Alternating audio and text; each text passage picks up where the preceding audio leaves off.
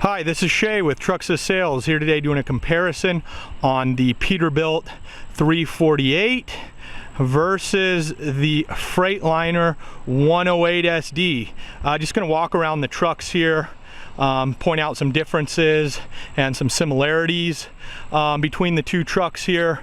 I also did a test drive on each of these trucks. If you want to look at our other videos, the Freightliner actually has the Allison and the Peterbilt has the 8LL. So a little comparison on that as well. Well, let me get right into it here. One of the first things we notice is the exhaust pipe here. They both have the filter systems under the passenger door, but it looks like a little nicer exhaust pipe here than the Freightliner.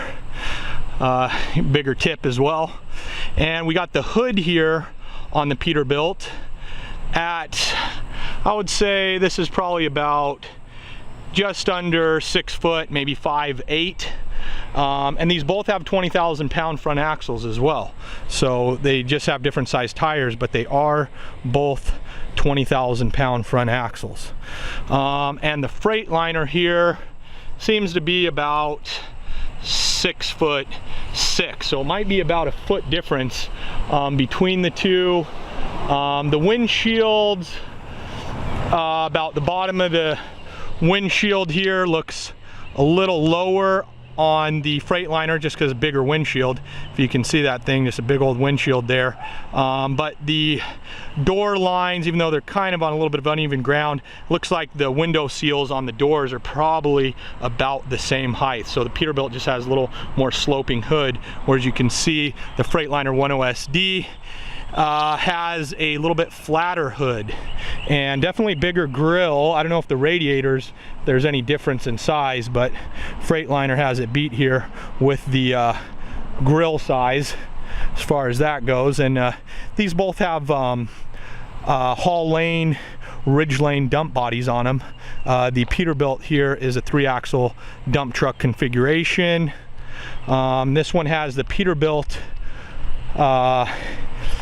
air track suspension. It's kind of their higher riding air ride with 46,000 pound rears. So that's one thing you won't be able to get in the Freightliner is a Peterbilt air track suspension. But you can get the Freightliner airliner, and this one has the Hendrickson single leaf walking beam suspension on it, which you can get on the Peterbilt. So we can put any Hendrickson suspensions on either of these trucks.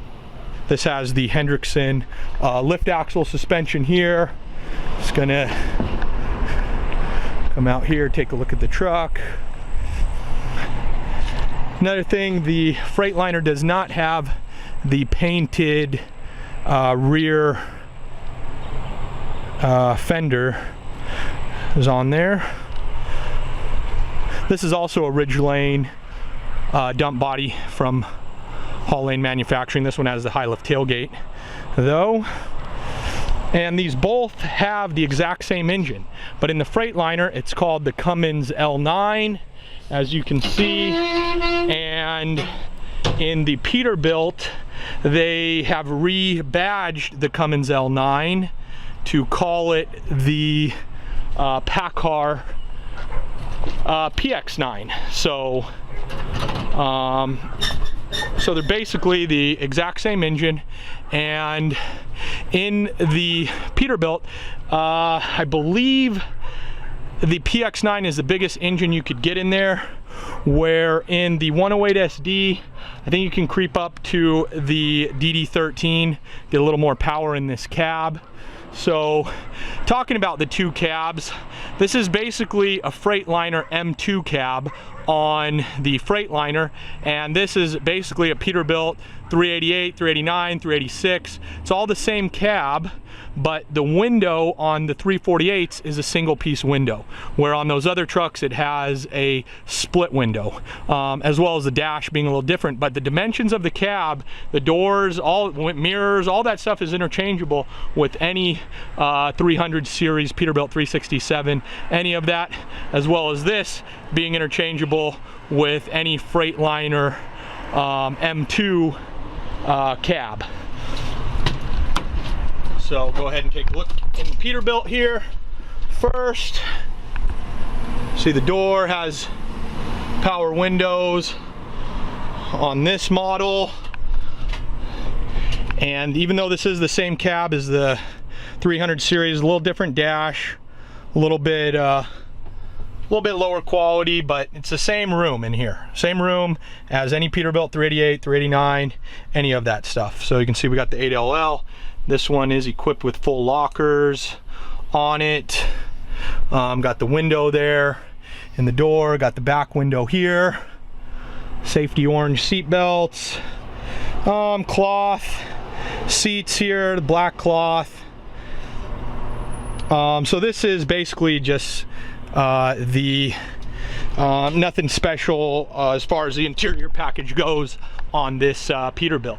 So we'll go ahead and jump in the Freightliner here, and you know what, I'm going to jump back in the Peterbilt real quick, just kind of do a legroom measurement here.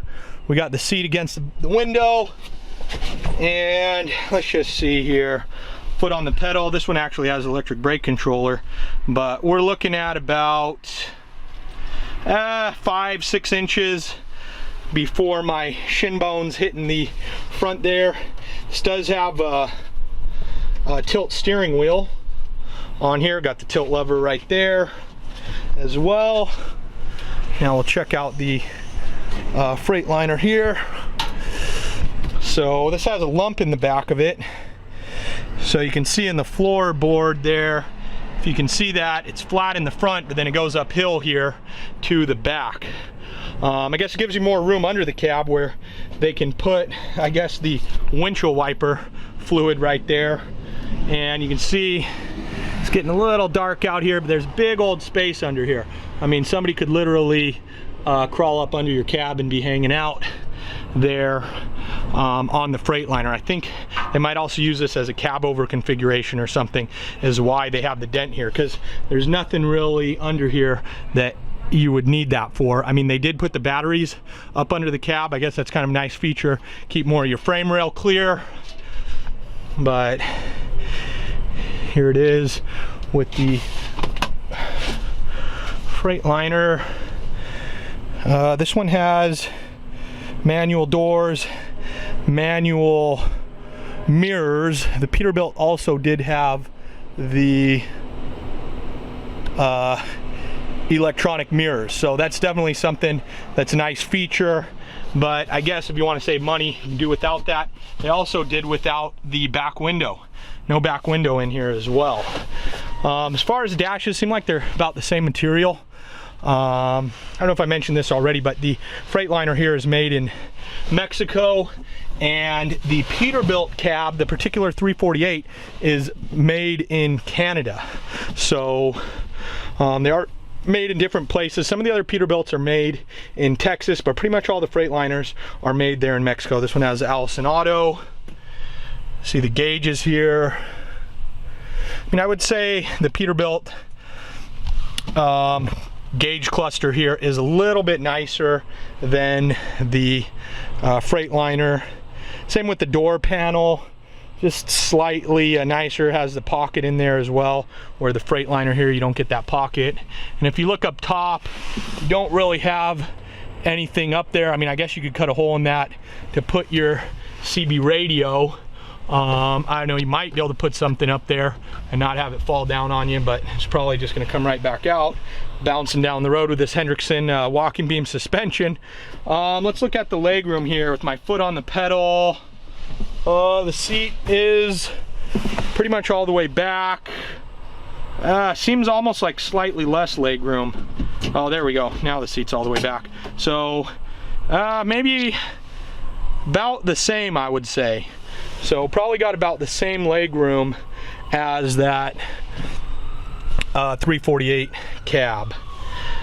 This is Shay with Truxas Sales. Thank you for viewing this video. Hopefully that will help you make a decision here. I guess one more thing is the price. So the Freightliner is probably going to run you on average about $10,000 less than the Peterbilt. Every once in a while we do have either of these trucks on sale, so they could be similar price, last year's model, something like that.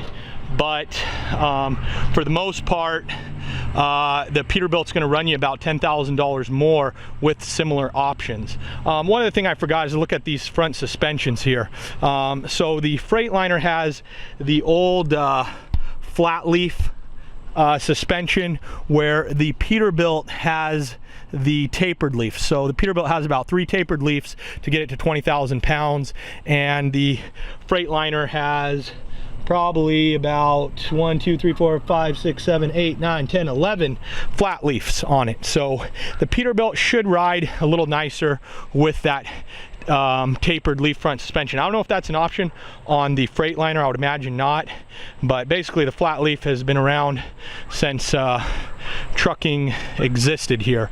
So again, this is Shay with Truxas Sales. Thank you for viewing. Please visit our website at www.truxassales for more information. Thank you.